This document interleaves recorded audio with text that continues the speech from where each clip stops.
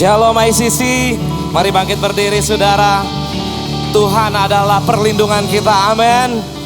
Bersama-sama naikkan pujian ini, haleluya. Hey, katakan. Di badai topan dunia, Tuhanlah perlindunganmu. Kendati goncang semesta, Tuhanlah perlindunganmu. Ya Yesus gunung batu di dunia, di dunia, di dunia. Ya Yesus gunung batu di dunia, tempat berlindung yang teguh.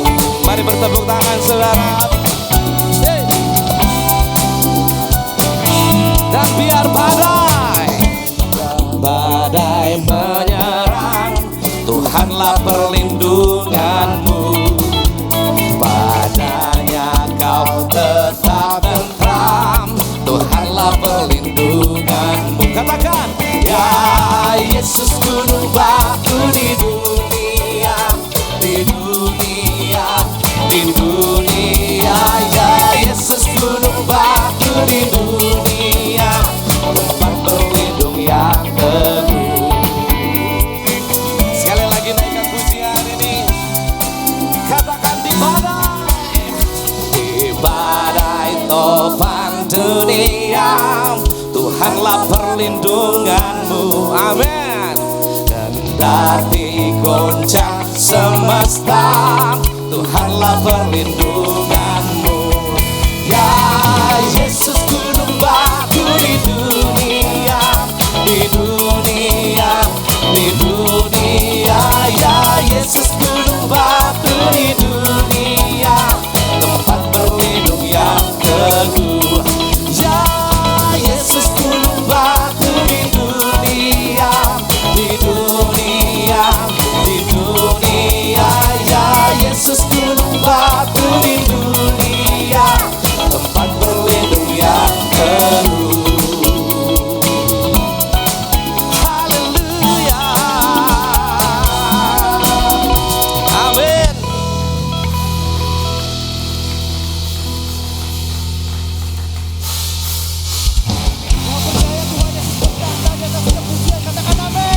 Amin. Berikan tepuk tangan buat Tuhan kita, come on.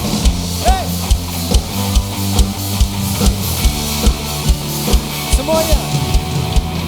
Pelukis cakrawala, merangkai jagat raya, pencipta alam semesta, pemilik kehidupan yang sanggup menyelamatkan. Dialah jalan kebenaran. Kami rindukan kuasa lawatanmu, kebangkitan pasti terjadi. Oh oh oh, datanglah dan berkata, kuat dan berkuasa. Saat hati bersatu, menaikkan pujian, belenggu dipatahkan, mujizat dinyatakan. Great is our God.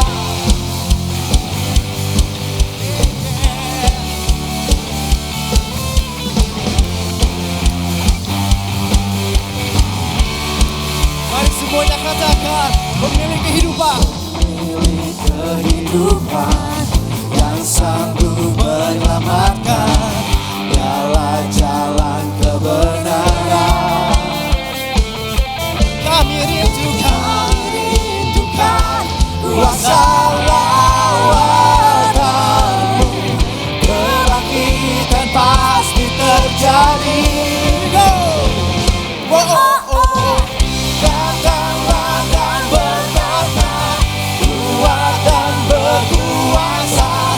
Saat hati bersatu, menaikkan pujian, belenggu di mata.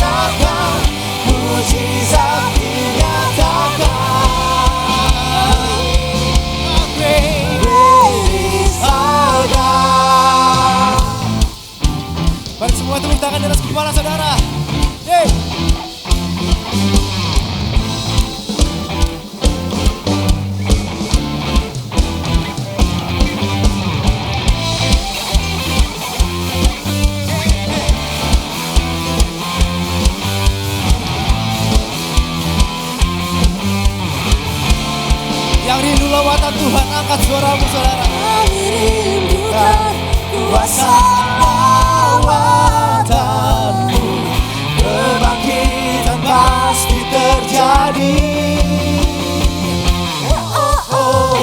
Katakanlah dan berkata, kuat dan berkuasa, saat hati bersatu, menaikkan pujian, belenggu dipatahkan, mujizat dinyatakan.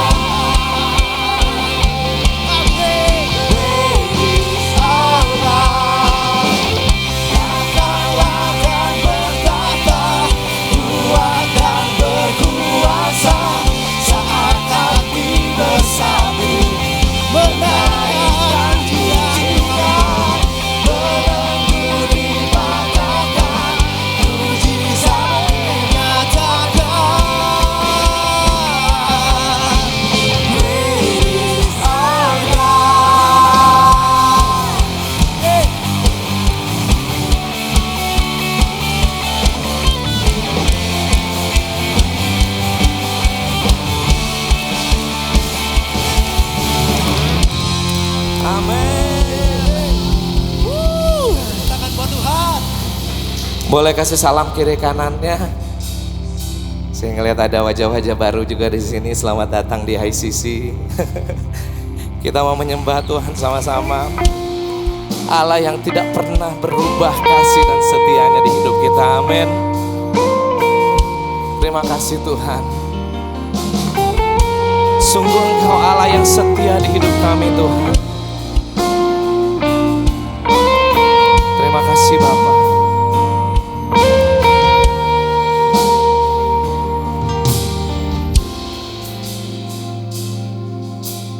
Belum pernah ada kasih di dunia sanggup menerima diriku apa adanya. Selain kasih-Mu, Yesus,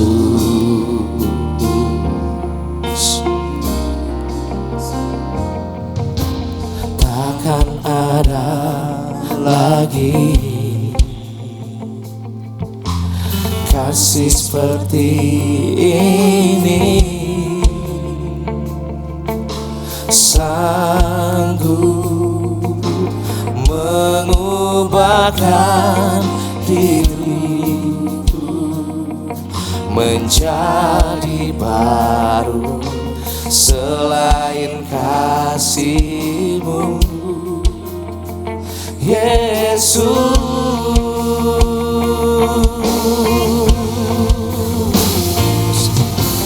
Kau ku kagumi dalam hati, kasih-Mu tiada duanya. Sampai kini ku akui, kasih-Mu tiada duanya. Mari berikan tepuk tangan yang paling meriah untuk Tuhan kita. Terima kasih untuk kasih-Mu yang tidak pernah berkesudahan di hidup kami Tuhan. Haleluya. Takkan ada lagi kasih seperti ini, kasih seperti ini, sanggup mengubahkan hidupku menjadi baru. Selain kasih-Mu, Yesus,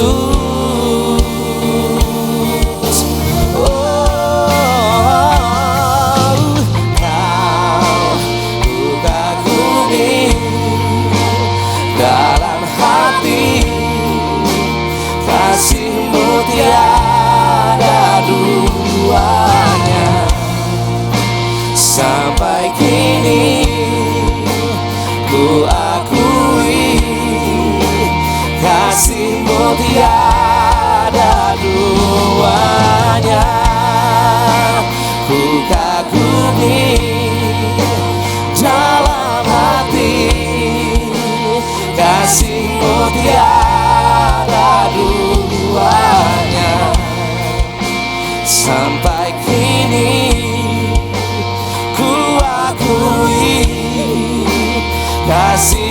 tiada duanya.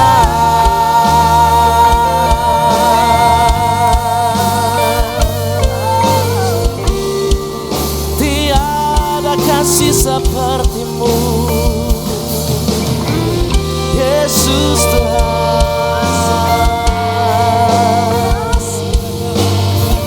Haleluya.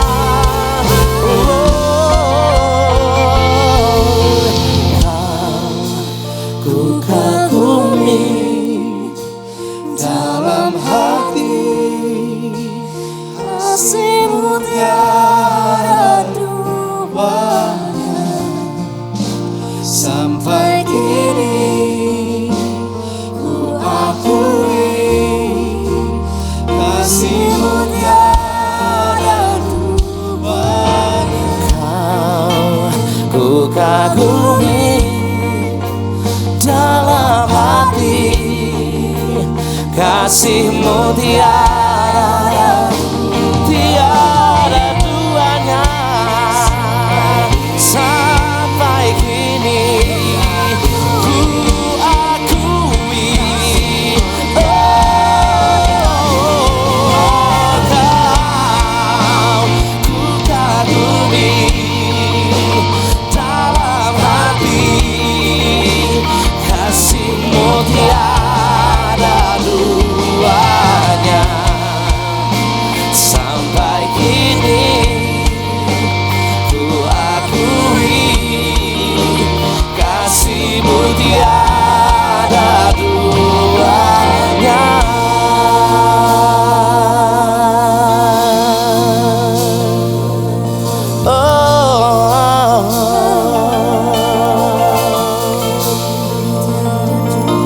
Terima kasih Tuhan. Mari naikkan syukur kita di hadapan Tuhan. Engkau baik di hidup kami Tuhan. Terima kasih Tuhan. Tidak ada kasih yang lebih daripada kasih-Mu Tuhan. Kau memberikan nyawa-Mu untuk menebus setiap kami Bapa. Terima kasih Tuhan. Kami bersyukur di hadapan-Mu Tuhan. Terima kasih Yesus. Kau setia, Kau setia. Terima kasih Bapa. Kami cinta Kau Tuhan. We love you Jesus. Terima kasih Bapa. Mari naikkan syukurmu di hadapan Tuhan. Terima kasih Tuhan. Engkau dahsyat di hidup kami Tuhan. Engkau ada di setiap musim kehidupan kami Tuhan. Di saat kami bersuka cita, bahkan di saat duka pun Tuhan, Engkau ada di setiap musim hidup kami Bapa. Kau Allah yang setia di hidup kami Tuhan. Kau Allah yang memegang tangan kami Tuhan. Tak sedetik pun Kau tinggalkan kami. Haleluya.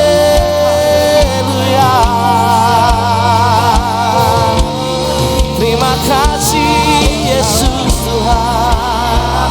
Haleluya.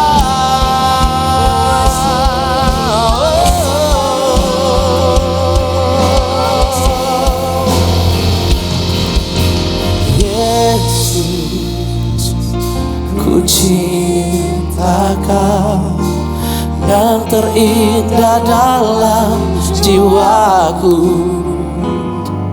Telah ku alami kasih-Mu yang mengalir dalam hidupku. Yesus, ku sembah Kau, yang termulia dalam jiwaku. Telah ku alami kuasa-Mu, tetap Kau Tuhan di hidupku. Panggil namanya Yesus. Yesus,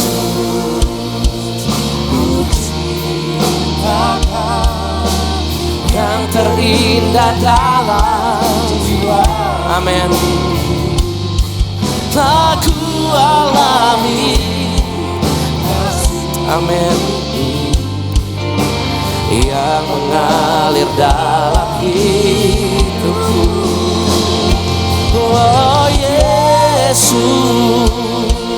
ku sembah Kau yang termulia dalam jiwaku.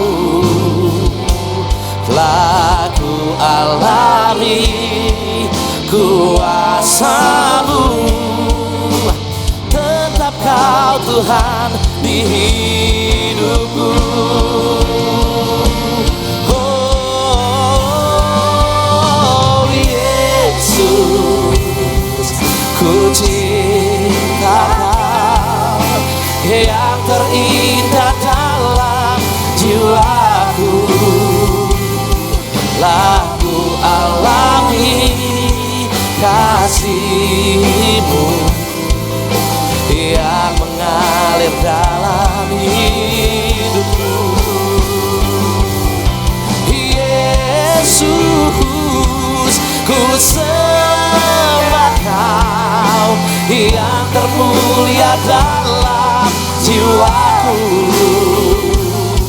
Aku alami kuasa-Mu, tetap Kau Tuhan di hidupku. Telah ku alami kuasa-Mu, tetap Kau Tuhan di hidupku. Mari kita berbahasa. Kiralabaya syaradi berdia bakata kaya syaradi. Kirana berdia bakaya syarala berdia barakaya syarana kata kaya syaradi.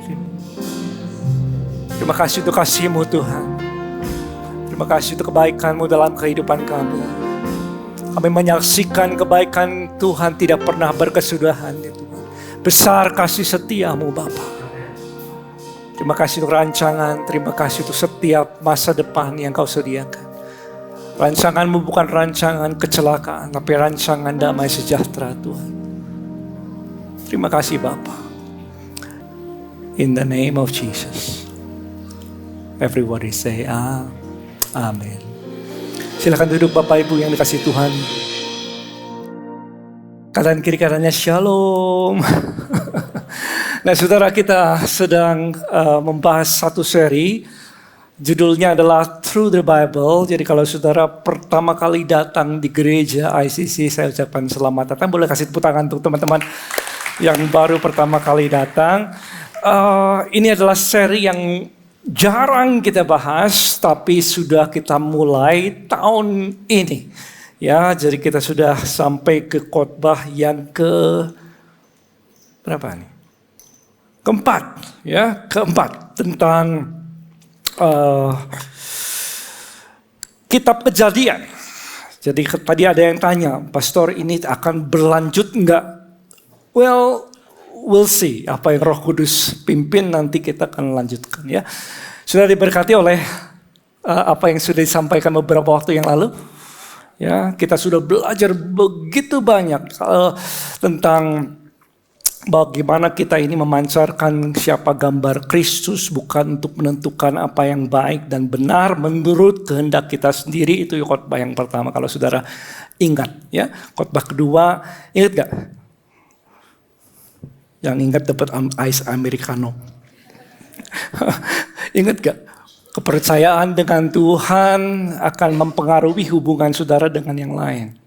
Ya, hubungan konflik, perselisihan itu semuanya berdasarkan bisa pulih kalau kita percaya kepada kebaikan Tuhan. Percaya pulih hubungan dengan Tuhan akan memulihkan hubungan dengan sesama. Dan minggu lalu kita belajar bahwa kebiasaan buruk masa lalu jangan menjadikan itu untuk masa depan kita. Nah kali ini adalah ini. Akan relate sama setiap kita. Siapkan catatannya. Kali ini judulnya adalah memulai lagi kalau semuanya sudah berantakan. Nah saudara, ada yang menarik kalau jadi pendeta. Salah satunya adalah saya sering dengar curhatan orang. Gitu. orang-orang yang menurut saya nggak sangka-sangka, terus tiba-tiba ketemu di jalan, ketemu di lagi liburan, ya ada aja. Ketemu sesaat tanpa direncanakan, tiba-tiba bisa curhat. Saya nggak tahu muka saya emang cocok ya untuk orang curhat. Jadi kemarin datang ke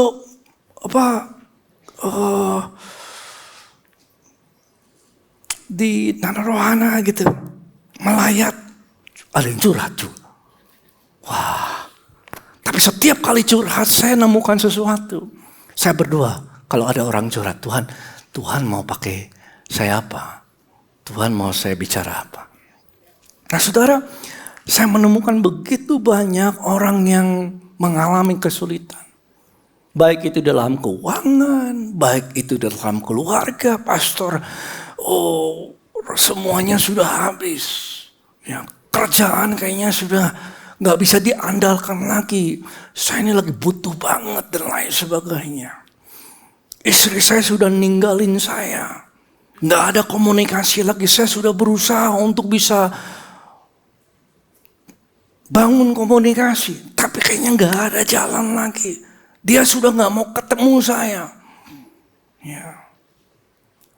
Kayaknya saya usaha ini gagal, usaha itu gagal. Masa sekarang semua juga pada gagal. Kayaknya saya gak punya masa depan. Nah saudara, hal-hal kayak gitu tuh yang sering saya dengar.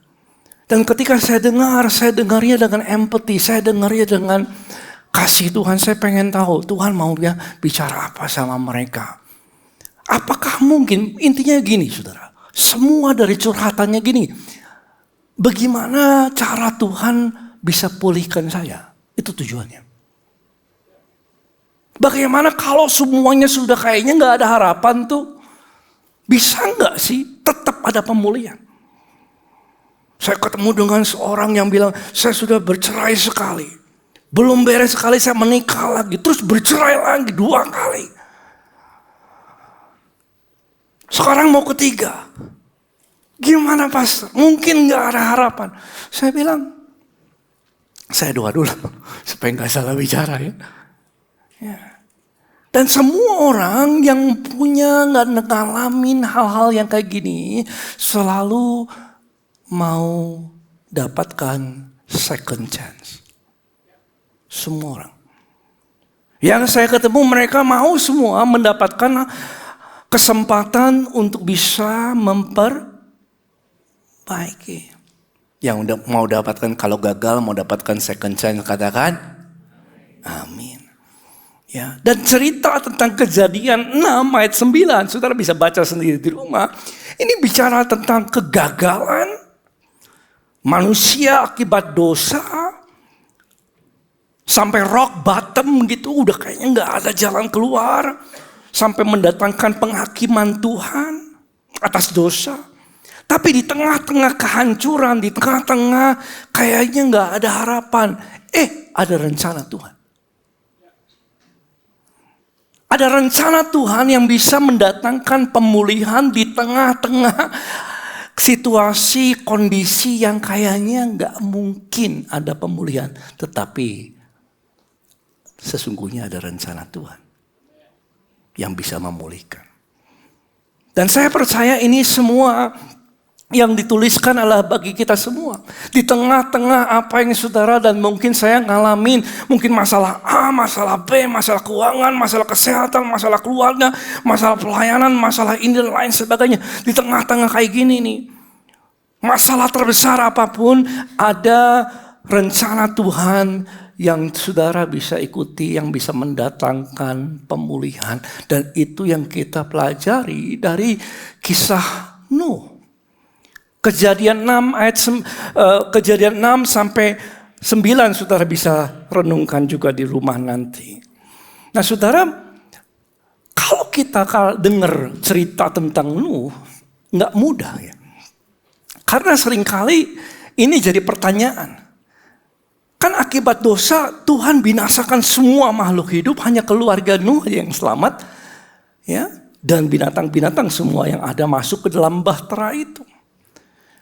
Kadang-kadang it raise question and it's a hard question. Ada pertanyaan yang gak mudah untuk dijawab, bahkan untuk orang Kristen yang sudah lama sekalipun. Pertanyaannya adalah gini, kalau Tuhan adalah kasih, kenapa hal-hal yang se-ekstrim ini terjadi? Nah saudara, satu hal yang membantu saya dan akan membantu saudara untuk bisa mencerna ini dengan baik. Kenapa kebinasaan yang seluruh dunia terjadi saat itu? Karena seringkali kasih itu memang harus diintervensi. Kayak orang kalau sakit kanker, kalau sakit gula dan lain sebagainya, sudah nggak ada harapan, ada bagian tubuhnya yang sudah rusak. Kalau tidak diamputasi bisa menyebar. Dan kalau sudah menyebar, maka yang membahayakan adalah nyawanya, bukan bagian tubuhnya lagi. Nah seringkali dalam situasi Nuh kayak gini, saudara, kita melihat situasi yang mirip. Ya. Kejahatan begitu parah sekali, kalau Tuhan gak intervensi masuk ke dalamnya, maka dari segala yang hidup tidak ada yang tersisa. Dan ini sudah terjadi bukan hanya zaman Nuh, zaman ketika Yunus, dan zaman di akhir zaman nanti. Bahwa firman Tuhan katakan, kalau sekiranya waktunya tidak dipersingkat, nggak ada yang selamat.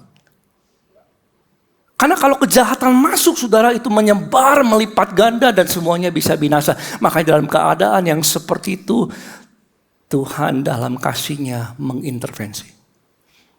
Berikan tepuk tangan untuk Tuhan Yesus. Itu yang terjadi, saudara. Kasih Tuhan, ada keselamatan Tuhan, Tuhan introduce, Tuhan tawarkan di tengah-tengah keterpurukan. Nah saudara, setiap kita juga ngalamin. Ya toh? Saya ngalamin. Saudara ngalamin. Saya pernah ditipu. Ini itu. Macam-macam kehilangan besar. Ini dan itu. Sakit hati dan lain sebagainya. Saudara pun mungkin mengalami yang sama. Dan dalam semua itu kadang-kadang kita rindu untuk bisa pulih kembali. Apalagi kalau orang bilang, Pastor, aku tuh udah ngumpulin lama banget untuk usaha ini. Baru setahun. Teman bawa kabur. Ya, teman saya nggak pandang persahabatan, padahal itu dari SMP sudah kenal baik. Ditinggal gitu aja. Kadang-kadang sakit nggak kayak gitu? Pasti sakit hati sekali. Ya. Saya percaya loh sama dia. Kok kenapa dia sama sekali melupakan pertemanan kita? Dan saudara, kita semua setuju kalau ada orang yang pernah mengalami seperti ini, kita semua setuju bahwa kita rindu akan pemulihan. Amin. Dan meskipun saudara memang akibat dari dosa itu kadang-kadang ada long lasting konsekuensinya. Ya, misalnya gini, orang yang sakit nih, sembuh dia. Dan ketika dia sembuh, tapi masih ada cedera-cedera, luka-luka, mungkin masa lalunya yang masih ada mengganggu kesehatannya. Kalau orang sudah terlilit dalam pinjaman online, lain sebagainya, berhutang sana sini, merugikan banyak orang sehingga orang lagi semuanya ngeri kalau ketemu sama orang itu. Tiba-tiba sembuh, saudara, pulih, cicil semua, beresin semua. Apa yang terjadi, saudara? Dia sudah nggak hutang lagi, dia sudah nggak merugikan orang lagi, tetapi namanya masih orang hati-hati, ya tuh ya. Ketika orang ketemu sama dia, itu masih ada peninggalan yang dulu, meskipun dia sudah benar-benar berubah. Jadi konsekuensi dosa bisa ada buntutnya yang gak sepenuhnya bisa hilang dalam waktu yang singkat. Yes? Ya. Makanya saudara, pemulihan dalam Kejadian 6 ayat 9 akan mengikuti, kalau saudara baca Kejadian 6 sampai 9, akan ada 3 pola bagaimana Tuhan bisa mendatangkan pemulihan dalam hidup seseorang. Dan saya tulis dalam satu kalimat ini. Jadi kali ini khotbahnya nggak 3 poin, nggak 5 poin, hanya 1 poin aja. Ya simple ya, 1 kalimat, ini kalimatnya. Pemulihan apapun yang saudara perlukan akan melibatkan 3 hal ini. Kasih karunia, terus apa? Ketaatan akan rencana Tuhan, mengikuti rencana Tuhan, dan apa? Janji akan kesetiaan Tuhan. Ada kasih karunia, ada rencana, ada janji bahwa Tuhan tetap setia. Itu 3 hal ya. Nah saudara, mari kita buka Kejadian 6 ayat yang ke-5. Ketika dilihatnya Tuhan bahwa kejahatan manusia besar di bumi, bahwa segala kecenderungan hatinya selalu aja membuahkan kejahatan semata-mata. Ini kondisi yang bobrok sekali, saudara. Orang sudah nggak bisa bedakan mana yang baik dan yang jahat. Bahkan kalau orang lakukan yang jahat, mereka membangga-banggakan seolah-olah itu benar. Ini kejadian di mana orang nggak bisa bedain tangan kanan, tangan kiri. Di mana orang nggak bisa bedakan apa yang baik dari yang jahat. Saling membunuh dan lain sebagainya, membakar anak mereka sendiri untuk korban dan lain sebagainya. Menjual anaknya sendiri dan lain sebagainya. Ini kondisi yang sangat amat terpuruk, saudara. Kejadian pada waktu zaman Nuh, ayat ke-6.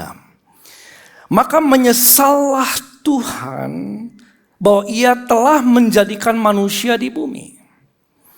Hal itu memilukan hatinya. Berfirmanlah Tuhan, aku akan menghapuskan manusia yang telah kuciptakan itu dari muka bumi. Baik manusia maupun hewan dan binatang-binatang melata, burung-burung di udara. Sebab aku menyesal bahwa aku telah menjadikan mereka. Saudara, kondisi yang buruk, kondisi yang sangat tidak ada jalan keluar, tapi di tengah-tengah kegagalan, di tengah-tengah kerusakan, ada satu ayat yang bisa menghibur kita. Dan ini adalah kunci untuk pemulihan semua orang yang ada di sini dan di rumah. Are you ready? Ayat selanjutnya. Yuk kita baca sama-sama. 2, 3. Kasih karunia di mana Tuhan? Semua pemulihan memulainya dari sini. Kasih apa? Karunia. Ya. Nah saudara, Nuh mendapatkan kasih karunia. Bukan karena dia sempurna, bukan karena dia baik, bukan karena gak ada orang lain yang baik. Tapi Tuhan kasih karunia ini sama Nuh. Di dalam keterpurukan Nuh menerima pemberian, gift, kasih karunia. Lanjut ceritanya, ayat 13. Berfirmanlah Allah kepada Nuh, aku telah memutuskan mengakhiri hidup segala makhluk. Wow. Bumi penuh dengan kekerasan, telah penuh dengan kekerasan mereka. Aku akan memusnahkan mereka bersama-sama dengan bumi. Nah, here comes the plan. Ayat 14. Terus apa? Buatlah bagimu sebuah bahtera. Jadi gini, ada kasih karunia, terus ada rencana. Yang ngerti katakan, amin. Ini jalan Tuhan. Kasih karunia dulu, terus dia kasih rencana. Ya, buat bahtera dari kayu gofir. Bahtera itu kamu harus buat berpetak-petak dan lain sebagainya. Harus kau tutup dengan pakal dan lain sebagainya. Jadi rinci banget. Rencana yang vivid, jelas, spesifik apa yang harus Nuh lakukan. Ada kasih karunia, terus ada apa? Rencana. Dan yang ketiga, ada ini. Mari kita buka ayat 11. Kejadian 9 ayat 11. maka kuadakan perjanjianku dengan kamu. Bahwa sejak ini tidak ada yang hidup yang akan dilenyapkan oleh air bah lagi. Tidak akan ada air bah lagi untuk memusnahkan bumi. Ayat 13 dikatakan busurku. Yuk sama-sama katakan 2, 3 apa? Busurku ku taruh di awan. Supaya itu jadi tanda perjanjian antara aku dan bumi. Ada janji. Nah saudara, Tuhan kasih janji ini sebelum manusia berubah. Sebelum manusia berbuat baik, sebelum manusia bebenah diri, sebelum manusia beresin dosa-dosanya, Tuhan sudah kasih janji ini. Aku tetap setia. Jadi pemulihan dalam rancangan Tuhan akan melibatkan kasih karunia dulu, lalu dia kasih rencana. Dan di dalam rencana itu Tuhan mau kita ikuti. Dan kalaupun sampai kita gagal dalam rencana itu, saudara melihat pelangi kasih Tuhan. Bahwa aku tetap setia. You can get up again. Saudara bisa bangkit kembali dan ikuti kembali rencana Tuhan. 7 kali orang benar jatuh, tapi dia akan apa? Bangkit lagi. Berikan tepuk tangan untuk Tuhan Yesus. Ini yang ada di dalam Kejadian 6 ayat 9. Intisarinya adalah ini, saudaraku. Bahwa Tuhan memberikan kasih-Nya atas setiap kita. Dan Tuhan kasih tanda bahwa dia akan tetap setia. Sebelum kita berubah, sebelum kita baik, sebelum kita bebenah diri, kasih karunia-Nya telah diberikan atas kita. Makanya dalam Roma 5 ayat 8 dikatakan Allah menunjukkan kasih-Nya sama kita itu oleh karena Kristus telah mati untuk kita ketika kapan? Kita masih berdosa. Ketika kita belum kenal Tuhan, ketika kita masih jauh dari Tuhan, kecanduan, merugikan orang, dan lain sebagainya, saudara. Ketika kita masih ada dalam keadaan terpuruk, Tuhan sudah mengasihi kita. Makanya dari semua pemulihan, saudara, pemulihan di dalam hidup saudara dimulai dari pengenalan bahwa Allah itu sayang sama kita. Amin. Itu aja. Pemulihan setiap orang dimulai dari kasih karunia, ketaatan akan rencana Tuhan, dan janji akan kesetiaan Tuhan. Nuh mendapat, katakan saya ada mendapat. Jadi dia dapat hadiah. Kasih karunia. Bukan karena dia sempurna, bukan karena Nuh hanya orang yang baik tersisa di seluruh dunia. Enggak, bukan. Karena Nuh dapatkan kasih karunia. Itu aja. Dan setelah itu Tuhan kasih rencana. Bangun bahtera. Instruksi yang sangat spesifik. Konkret. Jelas. Enggak perlu menduga-duga. Kamu harus jalanin ini. Bangun bahtera itu. Dan bahtera itu enggak dibangun dalam sehari. Makanya di dalam Tuhan, ini yang jadi masalah. Orang mau mendapatkan kasih karunia, tapi nggak mau mengikuti rencananya. Seringkali ini yang menjadi beban. Kepada orang yang kecanduan, mungkin rencana yang Tuhan berikan adalah kamu harus ikut program rehabilitasi. Dan ada orang yang nggak mau. Kepada orang yang pernikahannya sedang berantakan, Tuhan kasih rencana yang spesifik. Ikut konseling. Tapi ada orang yang nggak mau. Kepada orang yang sakit, Tuhan kasih rencana. Join gym. Rubah dietnya. Tapi orang nggak mau. Tapi di sini nggak, di luar banyak, saudara. Makanya seringkali pemulihan tidak terjadi. Kenapa? Karena orang maunya mie instan. Kasih karunia, tumpang tangan, selesai. Padahal setelah itu Tuhan kasih rencana. Karena apa gunanya saudara kalau orang disembuhkan lalu dia kembali ke gaya hidup yang lama. Ya itu ya. Makanya Tuhan kasih rencana untuk bisa memulihkan. Kepada orang yang terlibat dalam hutang, mungkin rencana Tuhan bagi dia adalah kamu harus ketemu dengan ahli keuangan dan kamu harus mulai membuat anggaran dan kamu harus mulai membatasi pengeluaran dan kamu harus mulai rajin bekerja dan kamu harus mulai menabung dan kamu harus mulai berinvestasi dengan baik dan kamu harus mulai berbagi kepada orang jadi berkat dan jangan mencuri lagi. Waduh, rencananya panjang banget. Kirain didoain sembuh. Selesai. No, itu saudara. Jadi Tuhan kasih rencana. Katakan sebelahnya, apa rencana Tuhan bagimu? Itu penting saudaraku. Banyak orang yang mau didoakan tapi gak menanyakan rencana Tuhan bagi dia. Padahal pemulihan yang Tuhan berikan adalah datang dengan rencana. Tapi ketika orang didoakan, dapatkan kasih karunia dan lain sebagainya, dia masuk rencana Tuhan, dia nggak mau. Dia nggak mau, dia frustasi. Aduh, berat begini, kok susah sekali.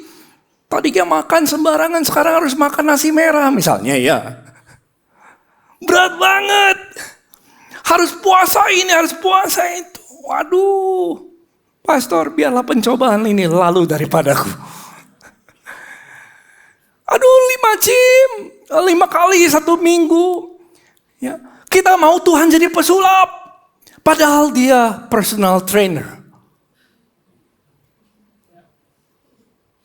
Di sini gak ada, sudah di luar banyak. Kita mau dia magic. Tuhan sembuhkan sesat. Selesai. Mujizat terjadi.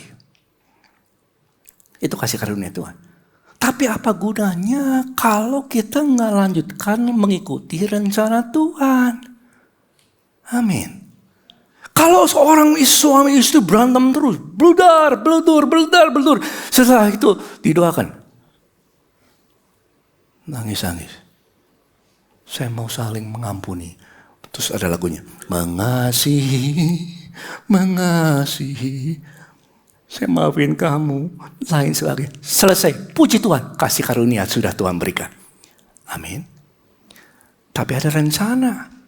Kalau nggak ngikuti kelas bagaimana menghandle konflik. Kalau dia nggak mengikuti ketika gereja. Ada seminar bagaimana mengatasi konflik dalam komunikasi. Udah tahu, nggak ikut. Sehingga ketika konflik terjadi lagi, berantem lagi. Gitu ya. Ya, karena orang nggak ikut rencana dia, rencana Tuhan bagi dia. Makanya saudara, ini yang sering terjadi. Kasih karunia harus dibarengi dengan kita mengikuti rencana Tuhan. Tuhan kasih kita peta. Katakan dengan saya peta. Dia kasih kita rencana. Makanya yang terpenting setelah saudara didoakan adalah ini. This is the question yang kita harus tanyain sama Tuhan. Tuhan, aku perlu pemulihan. Terus sudah tanya sama Tuhan. Rencanamu apa? Yang mau doa seperti ini katakan. Amin. Apa rencanamu selanjutnya? So what is next? Apa rencana Tuhan selanjutnya? Mari kita buka Filipi 2 ayat 12. Hai saudara-saudaraku yang kekasih, kamu senantiasa taat. Karena itu tetaplah kerjakan keselamatanmu. Artinya bukan kita berusaha untuk terima pengampunan dosa ya. Pengampunan dosa, keselamatan kita terima dengan iman. Tapi setelah diterima dengan iman, kita menjadi ciptaan yang baru, Tuhan mau bertumbuh di situ. Tetap kerjakan keselamatanmu. Dengan takut dan gentar, bukan seperti aku masih hadir, tetapi terlebih pula sekarang waktu aku tidak hadir. Yuk sama-sama ayat 13. 2, 3. Karena Allah lah yang mengerjakan di dalam kamu, baik kemauan maupun pekerjaan menurut kerelaannya. Jadi gini, dalam kasih karunia yang sudah terima, lalu Tuhan punya kasih rencana. Dan di dalam rencana ini, Allah juga yang mengerjakan di dalam kamu. Tuh, kok diem? Amin. Ya, terima kasih untuk kesunyiannya, saudara. Biasa kayak gini-gini sunyi. Allah juga, pada waktu kita masuk Komsel, Allah ada di situ. Pada waktu kita, gereja ada buka program untuk bisa belajar komunikasi. Saudara di situ, Tuhan sedang mengerjakan di dalam kita. Pada waktu kita mulai buka Alkitab kita dan belajar firman Tuhan, Tuhan ada di situ. Itu mengikuti rencana Tuhan bagi kita. Dan Tuhan kasih waktu seperti Tuhan kasih waktu sama Nuh. Tuhan kasih waktu untuk kita bisa membenahi diri kita, mengikuti segala rencana Tuhan itu, ada waktunya. Ketika saudara harus lepaskan dari pergaulan yang lama, Tuhan ada di situ. Tuhan kasih waktu.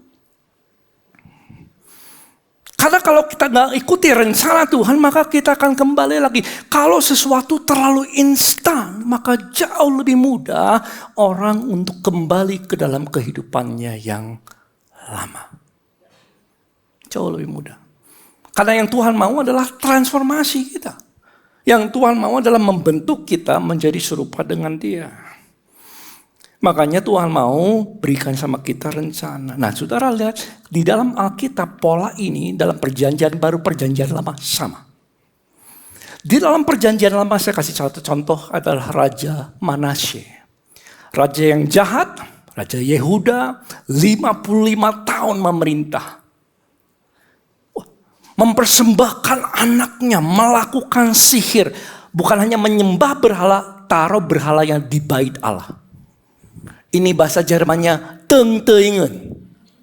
Ya, sudah nggak bisa ditegur, dikirim nabi, dibuang. Nggak diindahkan, nggak dipedulikan. Wah, Raja Manasye itu bukan hanya menyesatkan dirinya, dia sesatkan semua bangsa Yehuda.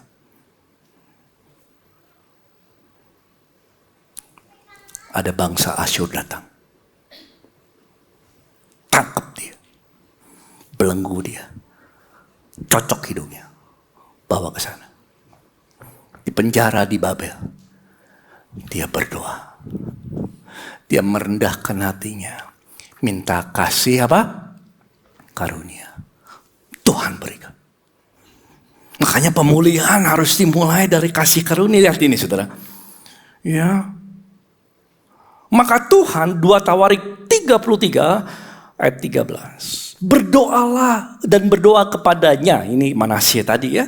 Maka Tuhan mengabulkan apa? Doa dia. Dikabulin saudaraku. Dengar permohonannya. Kasih gift. Kasih karunia itu. Dan dibawa kembali. Dibebaskan. Dibawa kembali kemana? Yerusalem. Dan ini history. Ini sejarah sudah. Dibawa ke sana, dipulihkan kedudukannya menjadi raja. Mujizat sudah terjadi. Tapi setelah ini apa? Ada rencana. Setelah ini dia bebenah semuanya. Dia bebenah saudaraku. Dia memperbaiki apa yang rusak dia lakukan. Dia gak kembali ke situ. Ya, dia singkirkan. Kita buka dalam 2 Tawarik 33. Ini rencana Tuhan dan dia ikuti rencana ini. Dia jauhkan Allah. Ayat 15 ya. 2 Tawarik 33 ayat 15. Dia menjauhkan apa saudara? Allah asing. Berhala itu yang tadi dia taruh di rumah Tuhan dia keluarkan. Mezbah yang didirikan dia untuk penyembahan berhala, dia buang. Dia bebenah hidupnya. Dia ikuti rencana Tuhan. Ya. Ayat 16. Terus dia kembali menegakkan mezbah Tuhan. Persembahkan korban keselamatan dan korban syukur di atasnya. Lalu dia panggil semua bangsanya. Kamu harus kembali beribadah sama Tuhan. Itu taat akan rencana Tuhan. Jadi bukan saja dia pulih, kasih karunia diterima, tapi dia mengikuti rencana Tuhan. Sampai akhir hidupnya. Berikan tepuk tangan untuk Tuhan Yesus.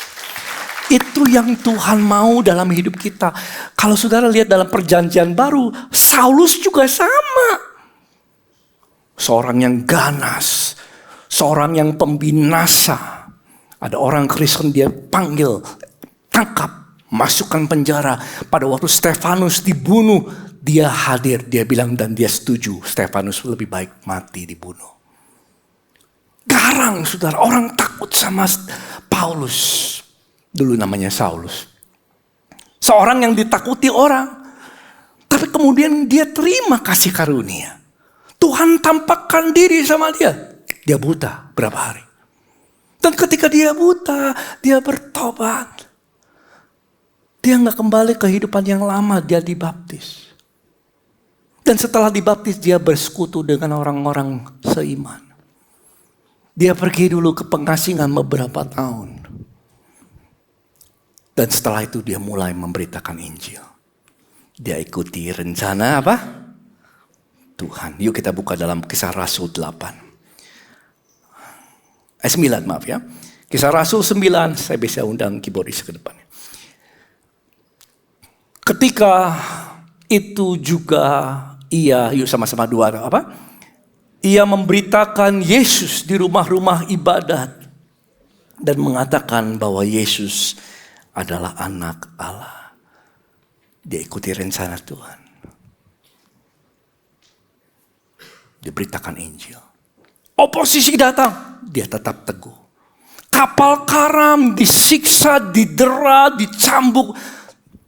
Dia tetap teguh dalam panggilan Tuhan. Ikut dalam rencana Tuhan. Siapa ingin pulih hari ini, saudara? Sudah telah terima kasih karunia, Tuhan mau kita ikuti rencana Dia. Amin. Sebagian kita datang dengan keadaan yang mungkin dalam kesulitan. Dan kita perlu kasih karunia kalau saudara belum diselamatkan. Yang kita perlu adalah pertama-tama sebelum kesembuhan, sebelum pemulihan adalah keselamatan.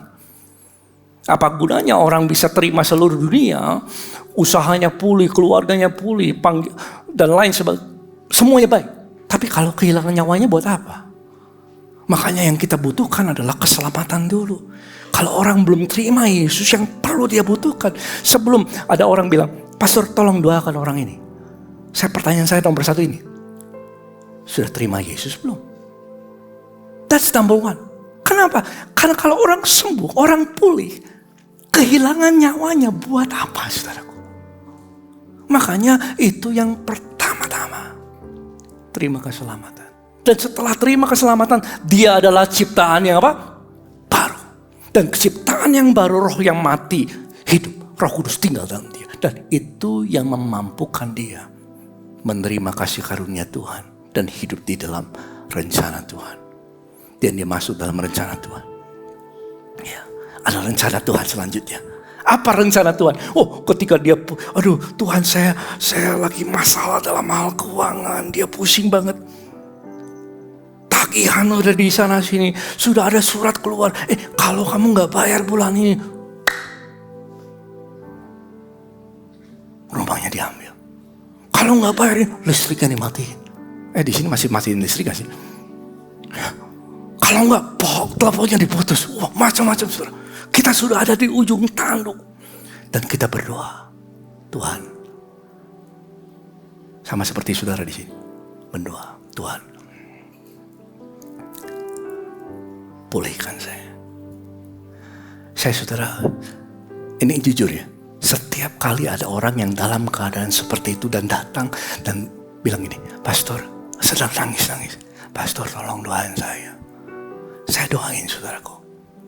Tapi dalam hati saya bilang gini, Tuhan mampukan dia mengikuti rencana Tuhan. Kenapa? Saya terlalu banyak melihat saudara, orang yang sudah terima kasih karunia, tapi gak hidup dalam rencana Tuhan. Dia kembali ke dalam hidup yang lama. Makanya Tuhan kasih rencana. Dan rencana itu adalah rencana yang mungkin bukan sekali jalan. Sama seperti bahtera Nuh dijadikan bukan dalam sehari. Ada waktunya. Kalau ada orang yang bermasalah dalam keuangan tadi, mungkin dia harus mulai ketemu sama financial planner. Mulai persiapkan anggaran keuangan, pemasukan, pengeluaran, dan lain sebagainya. Mulai berubah gaya hidupnya.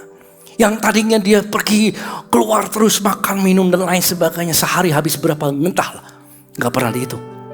Akhir bulan, tengah bulan sudah selesai uangnya. Dia harus rubah. Lalu dia harus belajar cara investasi yang baik. Cara kelola keuangan yang baik. Kalau temennya ajak, hey bro, let's go man. Let's go where? Let's go somewhere lah. Ya, kok kayak orang Singapura. Somewhere lah. Ngapain? Kita spend. Boys night. Kita buka minuman dan lain sebagainya. Enggak. Aku enggak ke situ. Dia harus putuskan pergaulannya. Saudara, ini penting. Kenapa? Itu rencana Tuhan. Kalau enggak ngikuti rencana Tuhan, hanya terima tumpang tangan, kasih karunia, kita bisa balik ke kehidupan yang lama. Terima kasih untuk kesunyiannya, saudara. Ya, kemarin beberapa waktu yang lalu teman saya telepon. Teman lama, teman masa kegelapan. Ngerti maksud saya? Teman lama, teman di masa pastormu masih berjambut rambut panjang. Setiap Sabtu. I'm sorry ya, saya ceritain apa adanya aja. Istri saya yang gotongin saya setiap kali mabuk. Setiap minggu, saudara. Jam 11 malam bangun, jam 2 pagi balik. Kalau balik. Gak ada yang tepuk tangan untuk istri saya. Dia penopang, penolong saya loh. Gitu, saudara. Telepon lagi dia. Video call lagi. Aduh. Dan dia masih sama, saudara. Wow. Dulu ya, ketika saya masuk dalam gereja, masuk komsel, saya deletein satu-satu. Saya gak mau hubungin lagi. Satu pun di antara mereka. Bukan memusuhi. Mereka teman, tapi gak bergaul. Kenapa? Kalau saya bergaul lagi, saya tahu saya dibawa kemana. Karena mereka pasti bercerita tentang masa lalu.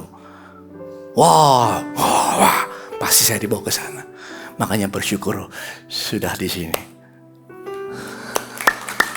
Dan saya nggak mau kembali ke sana. Itu rencana Tuhan. Semoga teman-teman pun saya bisa bertobat juga ya. Katakan sebelahnya, apa rencana Tuhan bagimu? Amin. Oh, ada orang yang, pastor saya sudah terlibat pornografi. Sudah gak bisa lepas. Ada pendeta dari luar negeri. Pendetanya nabi lagi. Kartu namanya nabi soalnya. Datang, prophet. Mau didoakan, aku mau ke depan. Siapa yang punya roh? Apalah itu ya. Maju ke depan. Udah maju. Belar. Kecek di belakang. Setelah itu ngapain? Kalau handphonenya gak dirubah, dia gak mulai delete semua foto-foto dan lain sebagainya. Kalau dia gak merubah pergaulannya, dia bisa kembali lagi ke kehidupan yang lama. Betul lah. Ya. Kalau disembuhkan, siapa yang ingin terima kesembuhan? Tapi Tuhan juga mau saudara sehat, berolahraga. Tuh kan, kurang kencang. Amin. Ya, nggak bisa semua roh kolesterol, roh asam urat dibunuh, tengking-tengking. Ya, perlu masuk gym, perlu olahraga, perlu program diet yang baik. Mungkin yang kita perlukan adalah bertemu dokter gizi. Mungkin perlu catering sehat, yang tadinya makan di luar sembarangan, sekarang mulai catering sehat. Dan semua yang pasti mau melakukan katakan, tuh paling kenceng tuh di depan. Dan kalau saya gagal gimana pastor? Ada pelangi kasihnya. Kalau gagal, jangan nyerah. Bangkit lagi. Hari ini saya mau gak spend sembarangan. Diajakin teman jalan lagi. Ya gak apa-apa. Bertobat. Berubah. Ikuti rencana Tuhan. Mari kita bangkit berdiri. Jadi pemulihan akan memerlukan apa? Kasih karunia. Terus ngapain? Rencana dan janji. Bahwa Tuhan tetap setia. Siapa yang bersyukur kita punya Tuhan yang setia? Berikan tepuk tangan yang paling keras bagi Tuhan Yesus. Terima kasih Tuhan. Kami ucapkan syukur untuk kasih setia Tuhan dalam hidup kami. Bapa, ampuni kami semua. Kami semua perlu kasih karunia Tuhan. Berkati setiap teman-teman kami. Berkati semua orang-orang dalam keluarga kami. Terima kasih Tuhan. Di antara kami yang datang hadir pada siang hari ini, ada yang sedang dalam pergumulan, dalam mungkin kegagalan, keterpurukan, kecanduan, lain sebagainya. Kami butuh kasih karunia Tuhan. Kalau saudara itu, angkat kedua tanganmu. Saya mau berdoa bagi saudara. Dan ketika saudara angkat tangan di hadapan Tuhan, tanda iman di hadapan Dia. Tuhan, aku perlu Tuhan. Aku gak mau mengandalkan kekuatan sendiri. Aku mau Tuhan yang memampukan kami. Turun kuasa Tuhan atasmu. Aku berdoa setiap orang yang terlilit dalam hutang tidak berhutang lagi. Lepas dari setiap hutang-hutangmu. Aku berdoa setiap usaha pekerjaan yang terpuruk kembali bangkit dalam nama Yesus. Kau menjadi berkat bagi banyak orang. Aku berdoa setiap keluarga-keluarga yang mengalami kesulitan dalam komunikasi, pertengkaran, perselisihan. Lepaskan ya Tuhan, kasih-Mu atas mereka. Sehingga keluarga-keluarga pulih. Setiap kami yang ada dalam kecanduan, keterikatan atas dosa. Apakah itu pornografi, apakah itu seks bebas, apapun itu Tuhan. Aku berdoa kasih karunia-Mu turun ke atas kami. Engkau mengasihi kami ketika kami masih berdosa. Karena kami mengenal kasih Tuhan. Itu yang memampukan kami untuk bisa masuk dalam pertobatan ya Tuhan. Saat ini terimalah saudara. Segala kasih karunia Tuhan turun atasmu. Dan kau akan bertemu dengan orang yang tepat. Masuk rencana Tuhan. Kalau saudara belum ikut komsel, ikut ikli, masuk saudara. Kalau saudara belum giat beribadah, mulai masuk. Mulai berteman dengan orang-orang yang benar, mulai jauhkan pergaulan yang buruk. Masuk dalam rencana Tuhan. Tuhan akan membuka rancangannya dalam hidupmu. Dan Dia akan memampukan saudara masuk dalam rencana Dia. Hari demi hari Allah lah yang mengerjakan di dalam kamu. Dan jangan takut gagal, karena Tuhan janji ada pelangi kasih-Nya. Kalaupun gagal, Tuhan tetap setia. Dan Dia akan pelihara topang kita kembali di jalan yang benar. Oleh karena Yesus anaknya. Terima kasih Bapa. Hamba-Mu rindu semua mengalami pemulihan. Hanya di dalam nama Yesus. Aku bersyukur untuknya. Amin. Silakan duduk saudara, kita dengerin pengumuman ya. Boleh tepuk tangan untuk Ricky ya. Ricky namanya. Masih single gak Rick? Masih Oh masih single. Masih single. dipromosiin jadinya sama Pastor Chandra ya. Shalom Sobat ICC semuanya, selamat hari Minggu, senang sekali kita bisa berjumpa kembali di ibadah ICC pada hari ini. Semoga firman yang sudah kita dapat bisa berakar, bertumbuh dan berbuah ya dalam kehidupan kita sehari-hari. Saya Ricky mengucapkan selamat datang pada Anda yang baru pertama kali hadir juga di ibadah ICC. Kami ingin mengundang saudara untuk bisa hadir ke meja informasi di lantai 6 untuk menerima special gift dari kami. Dan para volunteer mana boleh lihat dong tangannya terangkat. Yes ya, banyak volunteer-volunteernya. Sudah tahu ada apa nanti tanggal 14 Juni? Sudah tahu ya? Ada Volunteer Empowering Day. So, jangan sampai ketinggalan untuk mendaftarkan diri karena hari ini adalah hari terakhir Anda bisa mendaftarkan diri untuk bisa hadir di Volunteer Empowering Day dan nanti akan ada Pastor Jeffrey Rahmat dari JPCC juga yang akan membagikan firman ya. Oke, kemudian buat Anda para parents yang sudah punya putra-putri berusia SMP dan SMA, boleh juga mendaftarkan diri dan kami himbau untuk bisa mendaftarkan diri juga putra-putri Anda di ICC Youth Camp 2025 ya. Ini pasti seru banget. Eventnya akan ada tanggal 21 dan 22 Juni di Villa Air Lembang. Jadi sesuai dengan temanya Encounter.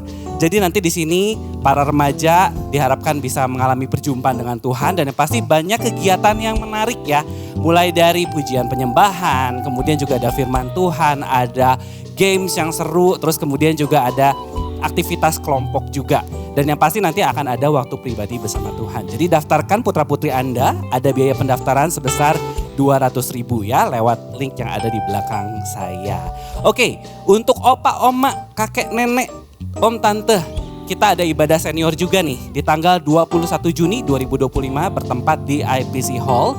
Nanti akan ada pembicara pendeta muda Lesmana Nenggolan yang pastinya kita akan sama-sama diperlengkapi dan bersenang-senang ya. Soalnya kalau ibadah senior biasanya saya happy banget deh lihat-lihat ya. Para senior semua memuji Tuhan dan mendengarkan firman Tuhan juga. Seru banget. Dan informasi berikutnya nih yang seru juga karena sepanjang tahun ini bakal banyak yang seru ya. Banyak pembicara-pembicara luar biasa akan hadir juga di ICC ya. Mulai dari Pastor Jeffrey Rahmat, kemudian ada Pastor Kong Hee juga dari City Harvest Church.